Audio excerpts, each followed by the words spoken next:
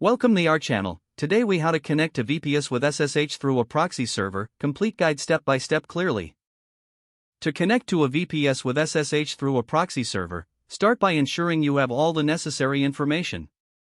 This includes the IP address of your VPS, your SSH username, and the details for the proxy server. Begin by installing the SSH client if you haven't done so already.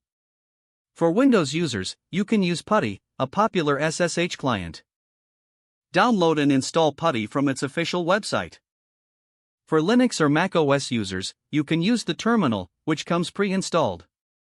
Next, open your SSH client. If you're using PuTTY, locate the hostname field. Enter the IP address of your VPS in this field. Next, locate the connection section in the sidebar. Expand the connection category and select Proxy. In the proxy settings, choose the type of proxy you are using, such as SOX5 or HTTP. Enter your proxy server's address and port number.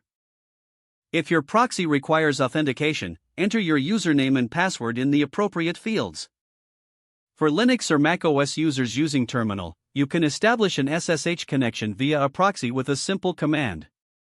Use the following command format: SSHO proxy command equals ncx proxy underscore server, port %h%p user at VPS underscore IP. Replace proxy underscore server, port, user, and VPS underscore IP with your actual information.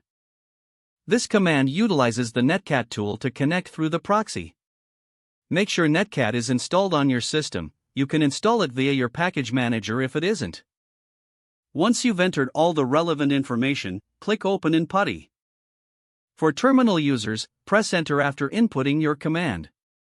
You might receive a security prompt regarding the server's host key.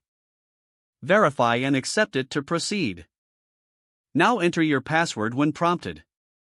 Once authenticated, you will be connected to your VPS. You can now manage your server securely through the proxy. If you encounter any errors, double-check your proxy settings and credentials.